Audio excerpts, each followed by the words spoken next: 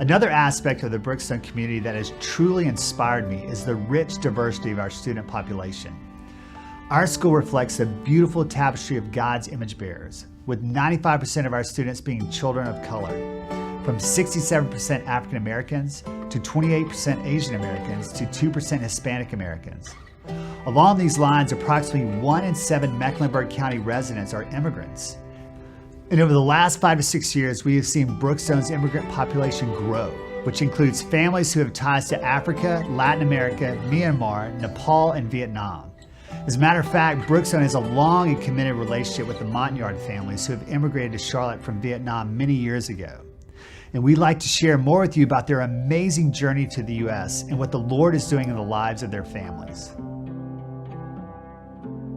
I do have some memories of life in Vietnam. Got by, we didn't have a lot of money back then since it was just my mom raising us and some other family members. It was just me and my 4 siblings, my 2 sisters and my 2 brothers, and even then they weren't always there. And our house, we didn't have much.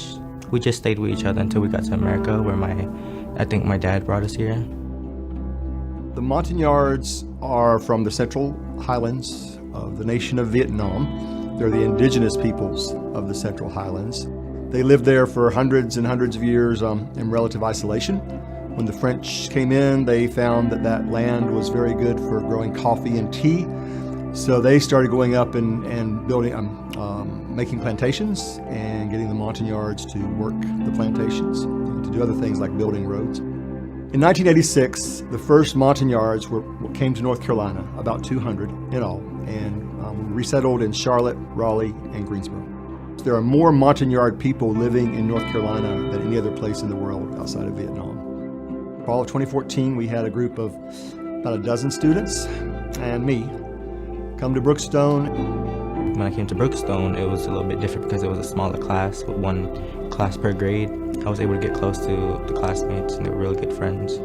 Our relationship with the teacher was also good. We were able to go to them for help when we needed to. And if we asked them questions about what future high schools that we wanted to go to, they would help us with that. When I went to Brookstone, it strengthened my faith, actually.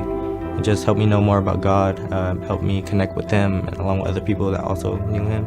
Just helped me learn more about Him and how to ask Him for help, how to just believe in Him and talk to Him.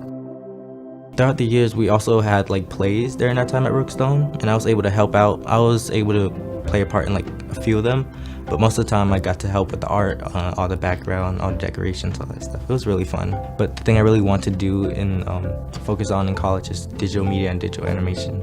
I'm in a program at UNCC called Charlotte Engineering Early College. I'm staying there for 5 years and graduate with 2 years of college credit. Their potential is amazing. I can't wait to see what the next generation is going to look like. Brookstone has been a big impact on my life, and so have Mr. Steve and his wife. And if I hadn't really met them, or if I hadn't met them, I wouldn't be able to go to Brookstone, and I wouldn't have learned all the things that I've done, all the things that all the people I have met. I wouldn't have been able to do that without them. Thank you, Brookstone, for everything you've done for me. You've been a big impact on my life. You helped me learn a lot through the past few years, and thank you for just being in my life. It's been a great help with where I am now.